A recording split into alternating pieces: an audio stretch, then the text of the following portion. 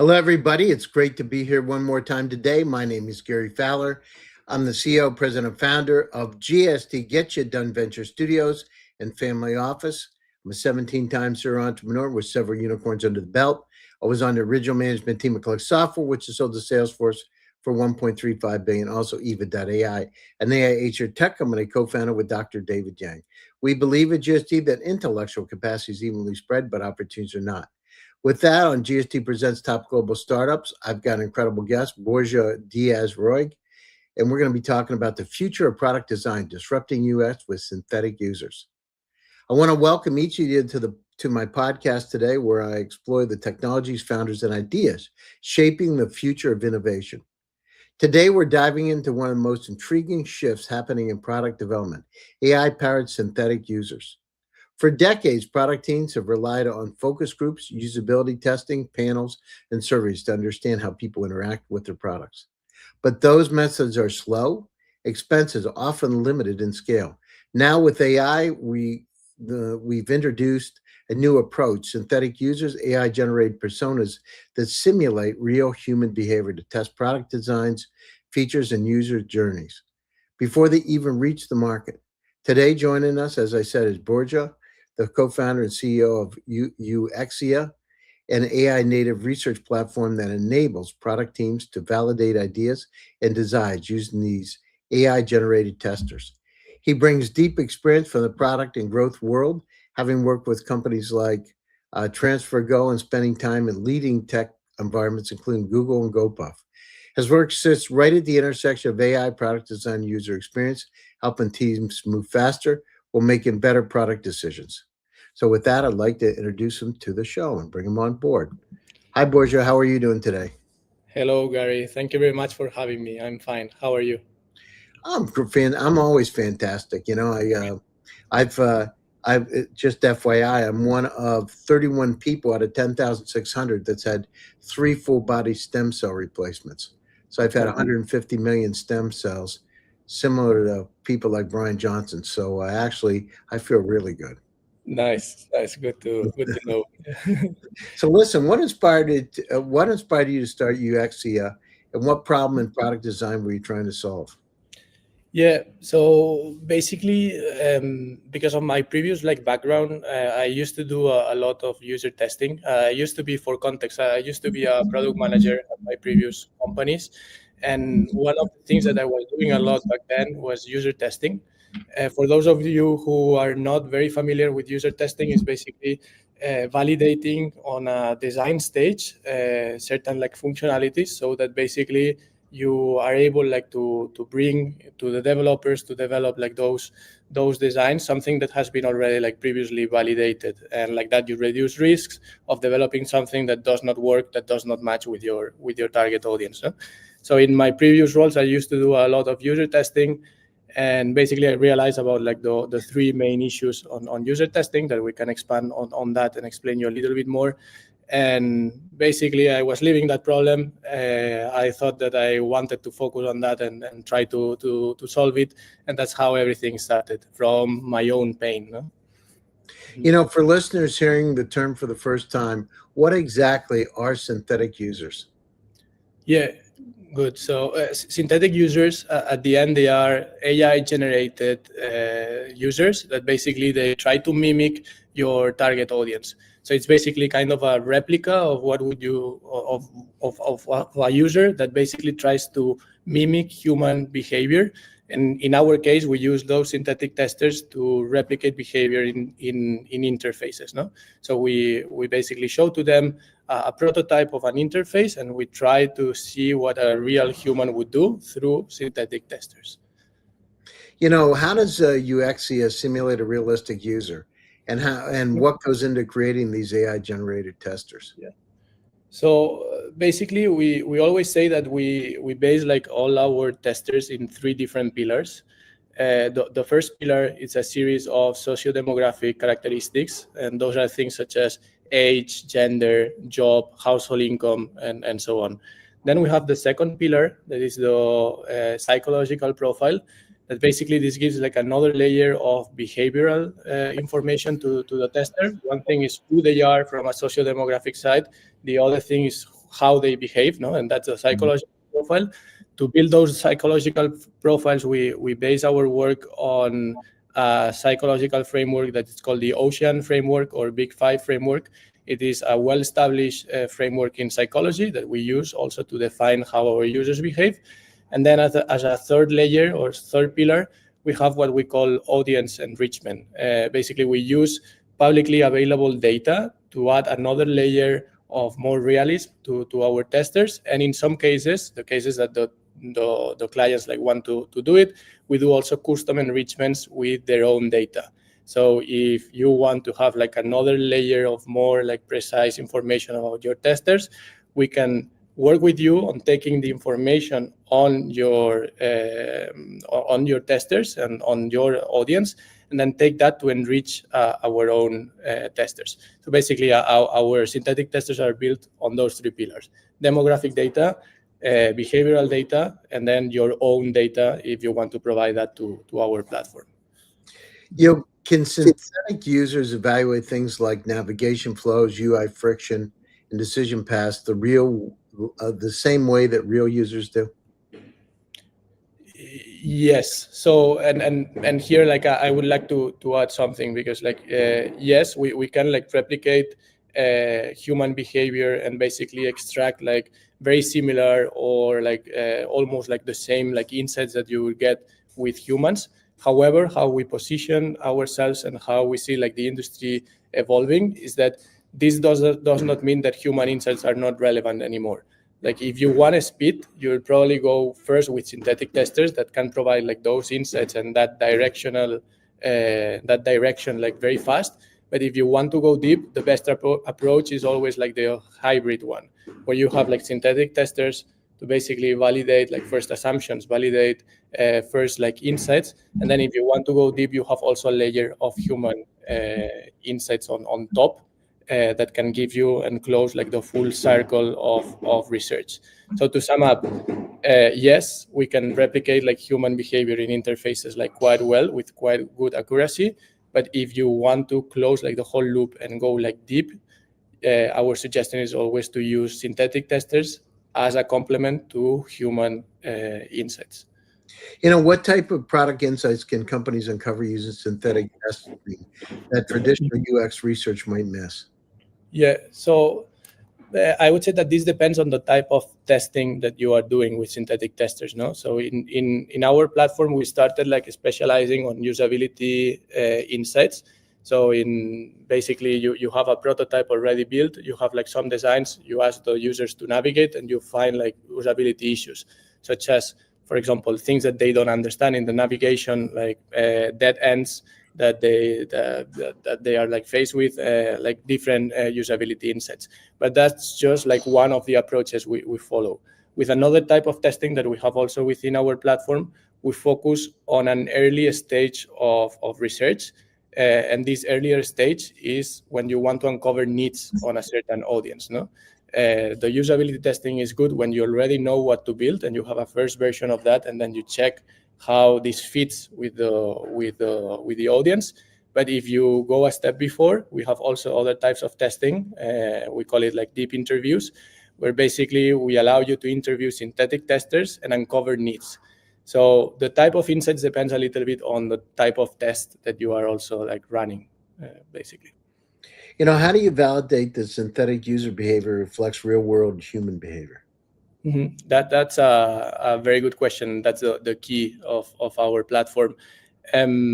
So basically, how we built like the whole platform is that, as I mentioned, like we were doing a lot of testing ourselves, usability testing through traditional platforms involving humans. And what we started building, and we are still building, and we are improving like over time, is what we call a golden data set. So this golden data set is basically grouping of all the usability tests that we did with humans and that we evaluated as insightful, meaning that we were getting like insights from those usability tests. It was not just like failed usability tests where you don't get like any insights out of that. So every time that we run any improvements in our platform or that we change whatever, we run a new set of tests against that golden data set. So it means we run like the same tests with our platform, and then we compare the results to our golden data set used with humans. And in this way, we are able like to keep improving the platform and also have like a benchmark of the minimum things that we need to be flagging. On top of that, and just to finalize my answer, we also do like periodic checks where basically we take like any of our customers that they want to take part in that check. We take one of their tests that they run through our own platform, and we replicate that test with humans with a traditional platform. We cover like all the costs of those tests, and basically we compare both things. And we share this report in our website. Actually, it's publicly available. You can go check our website, and you will find there like the latest report. So that's how we keep improving and showing that we are able like to flag same things as with humans, basically. So Borja, historically teams build products and then test them. Are we moving toward a world where ideas are validated before development teams start? Yeah, totally agree. Like right now, basically, we are in a situation that it's like completely new to everyone, where building stuff is easier than ever. No, producing code, it's even like easier than producing the designs. No, it's the first time that designing something on Figma or any tool is harder than building the code directly. No, so in this new like way of working, like testing, it's even like more important and needs to happen like on a previous stage or on a continuous way. No, like you keep building, you keep testing every time, and the current tools basically do not allow to do that. And that's why also we started like building Uxia to basically allow users to test in a continuous way. No. How might AI-driven research tools impact product managers, UX designers, and researchers? Obviously, it's going to potentially significantly impact them. So my position is, people become, I've been involved in AI for 30 years. I've been involved in generative AI since 2016 personally. And so, there's people don't understand that it's like a tsunami coming in of change. But product managers, UX designers, and researchers, each one of them are going to be dramatically impacted. In fact, if they can't use the tools, they're probably not going to be working, right? Yeah.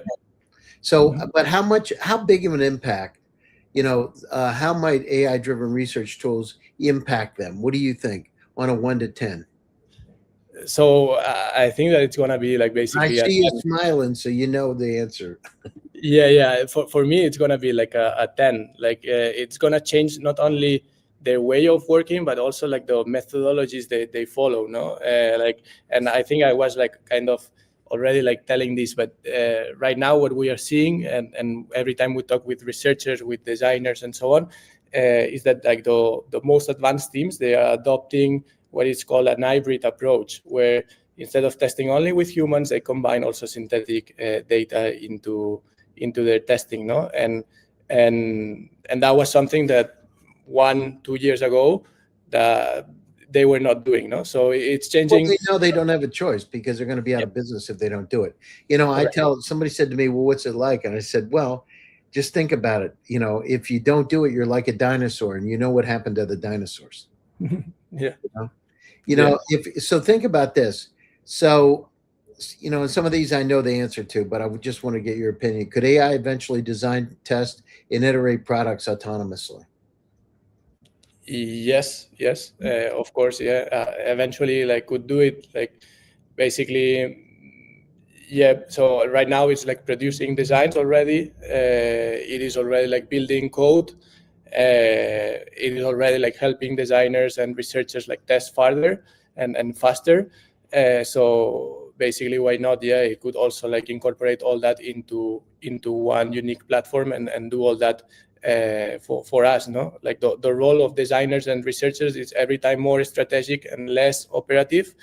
I talk like daily with designers, and the trend that I'm seeing is that every time more designers are asked to do research and to do like other tasks that traditionally it was like part of another team member, no, of the researcher of Because they have the tools to be able to do the work, right?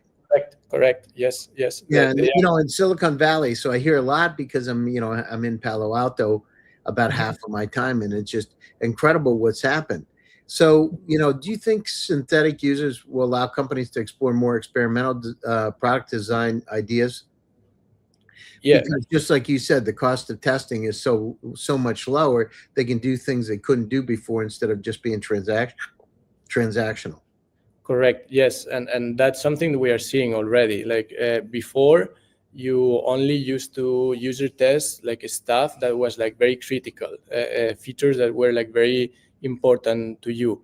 And right now, as this is like very fast to user test, very direct and easy, you are starting to user test everything, even smaller features, even things that are not core to you, no? So yeah, continuous testing is a thing already. So yeah. The one thing, Borja, I wanted to just touch base on in this, and by the way, I have 14 large language models as a team that's behind me right now, listening to our conversation and coming up with some additional questions Okay. for us, right? And I made her with empathy and compassion, like my grandmother, by the way. So it's a different kind of a model. We tokenize goodness, but anyhow, one of the things that you've got a great company. But one of the biggest challenges for companies that I've had in places like Spain, in fact, we're in 73 countries today, is that those companies, they have some of the greatest ideas, but they can't make them enchanting. You know what I mean? They're not, because you're so focused on the silo of building your company. To make a product enchanting where you paint pictures with words, where somebody like, one of the top tier VCs like Tim Draper would like it in Silicon Valley, is tough because we say there's three things: operational expertise, access to capital, network, and contacts. So you can have a great idea, but never get a chance to try it, right? I love what you're doing because I've been working in this. I've been working in generative AI since 2016 personally. In fact, I raised $7 million in 3 months back in 2016 for one of the first generative AI companies I already sold. So I was working on synthetic models. I've been working on synthetic models a long time. I know a little bit about them.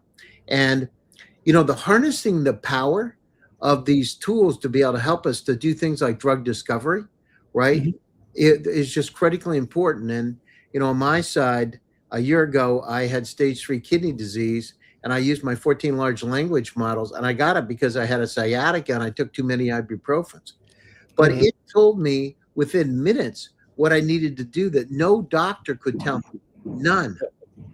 Right? Yeah. So I had a leap of faith. I went over to Thailand. I had 50 million mesenchymal stem cells from an umbilical cord put in because of the AI. And within a week, my stage 3 kidney disease is completely gone. Gone. That's crazy. Yeah. Crazy. My biological age over 3 treatments is down 22 years. 22. Seriously. And, I'm almost 70 years old. And so what happens is, and not only that, I can ride a bike 80 miles now, 80. So what happens is these tools, just like what you have, are so powerful. People don't understand what is going to change everything, right? And to be able to use real synthetic data that truly does model human behavior and human talents is going to change everything. If, as my friend Dekai says, it's parented properly. Because if you have these runaway models and they start doing something, they're sentient and do things on their own, and they don't understand compassion and empathy, nothing good's going to happen, right? And we're on the cusp of that, by the way. And I've been writing a lot. I've written about 900 articles, just FYI, on topics, and about 100 of them about this, because it's concerning. Because if we do this right, and you said something that's really key in a hybrid kind of way, that's critically important.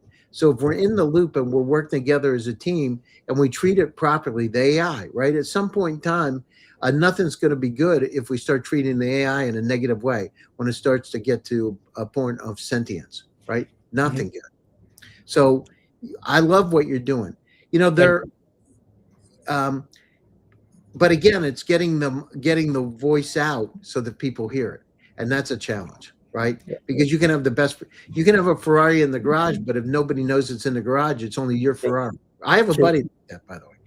He's got two Ferraris in his garage, and well, so here's the story. I'll tell you the real deal. So he comes to me and he says, I got two Ferraris, like what is it? Not F40 and Le Ferrari. And so he says to me, I got these two Ferraris. They're really nice. I got them in this beautiful enclosure in my garage. It's heated and cooled and all this stuff. I said, do you drive the car? No. It sits in my garage. Really? I said, so what is it? It's a piece of art. I said, does it work? I don't know. Do they run? Oh, yeah, they run. So I meet him about 3 months later, and he tells me, he said,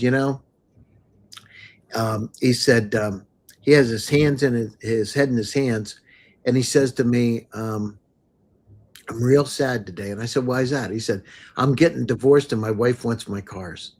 And I said, you've never driven your cars. It's crazy. Get the Ferrari out of the garage, win the race. You know what I mean? Yeah. That's part of it. You think of some of the greatest companies out there, companies like Facebook, right? There were Friendster, MySpace, and Facebook. And because people got behind it and became cheerleaders, all of a sudden Facebook went to the top and they got what, 5 billion from Digital Sky Technologies. That's the way. It's interesting how it's built. I love what you're doing, and I think that there's a great opportunity for you. So she just asked me, she wants me to ask you, are there certain types of products or experiences where human testing will always be necessary? Will always be necessary, yes. Yes, so there are like certain limitations to synthetic users, at least like for now, no? So there's like one limitation that it's very clear, and it's when you want to basically replicate people that has done like any kind of transactional stuff into your app, no? So for example, we always like discuss this with clients. When you want like somebody that has left like empty a card in your app, or that has done like X amount of logins into your app in a week, we cannot replicate that with enough accuracy, no, with synthetic data. And the reason why is because like this data by itself, it doesn't mean anything without a context to us, no? Like X amount of card empties or card left, it doesn't mean anything. We need like some context, things such as, for example, I want to target people that are frequent purchasers online on fashion or whatever, no? So if you want to target testers that have done like certain actions in your product and very specific actions, then at this point, like we always suggest to go with humans, because you have them like very targeted and you know exactly who to target. In the other cases, synthetic data can offer like a lot of value, I would say. This is one of the limitations we found, like after testing many times. We are finding like ways to try to reduce that, but again, it's a known like limitation. So yeah. What's been the biggest challenge in building an AI native research company? Yeah, to me, like probably it would be related to how things are evolving and how everything like changes so fast, no? So yeah, I mean, you can be up today and down tomorrow, right? Correct, yes. Literally up today and down tomorrow. Literally, yes. We have been like now for a year and something like building the platform, and the feedback that we get like from customers like 1.5 years ago versus what we get now, it's completely different. And this not only happens like within a year of difference, also week after week, there's like a new release of something new, a new product, and they come back to us like asking for new stuff, no? So getting up to date, it's probably like the biggest challenge. That's one of them. And the second one, as you also like mentioned it in your previous experience, is distribution. No, distribution is key.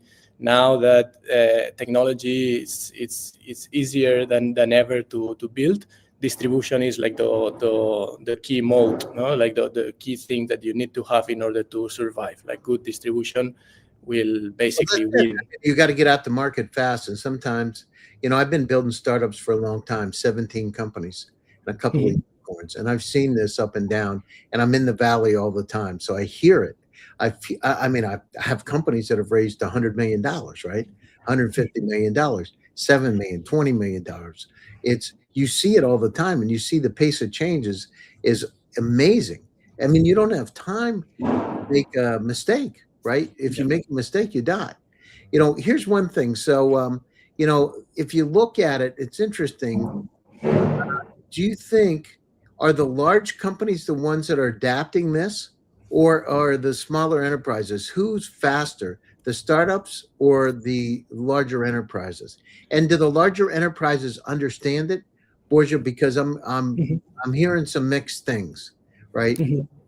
Yeah, so for sure, like startups are always like faster to iterate and adapt to new trends, because of course they have like less internal bureaucracy, less internal like procedures to follow, no. And the key, or like the clear example is adoption of AI in coding, no.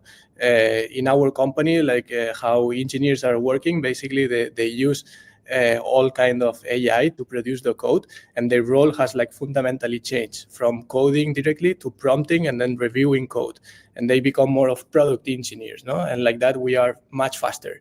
One engineer can produce like the work that in traditional companies can do like 5 engineers, no. Yeah, yeah. So And the thing, those, you can't compete. If somebody's good at it and orchestrating the AI, they can't compete with you. It's impossible. no, Because the quality of your code's up and the speed is faster, so your cost is a lot less. Instead of 5 engineers, you've got one, and so you can charge like 2. You can make twice as much money as them, right?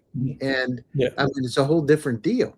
Yeah, totally right. So big companies are starting to understand that, and they are starting to adapt. But again, there's a lot of room still for them to adapt. No, that's going to be like something that is going to be much slower than with startups. No, but in any case, like I'm seeing like big companies adapting.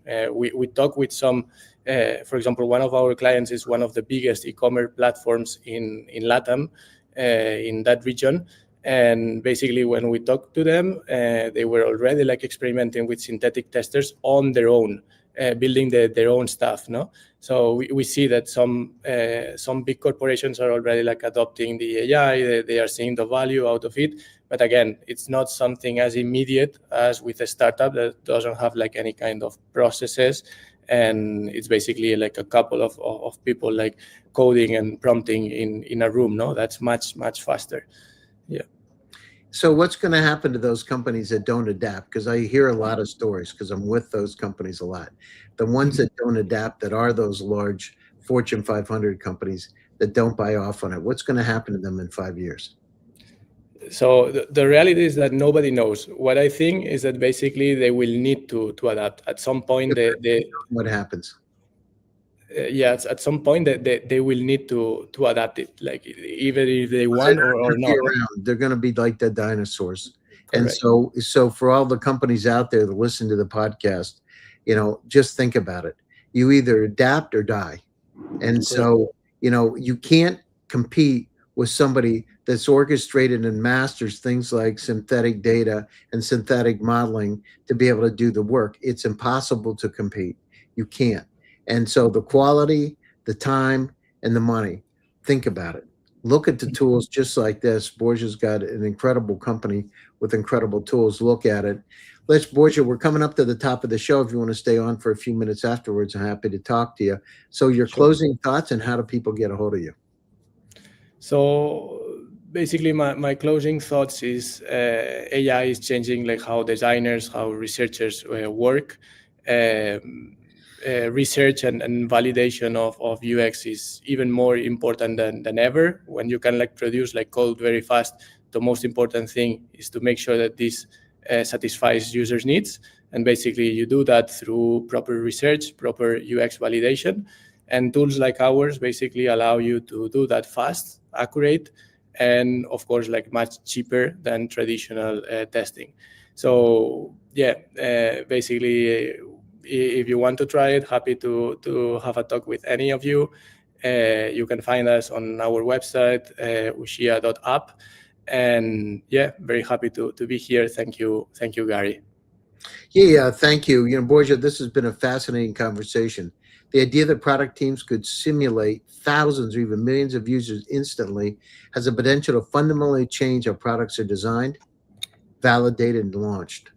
Thank you for joining me today on GST Presents Topical Startups. And thanks to all of you for joining one more time. We're closing in on 1,650 podcasts, and it's all because of you with millions of viewers worldwide. We're now in 73 countries.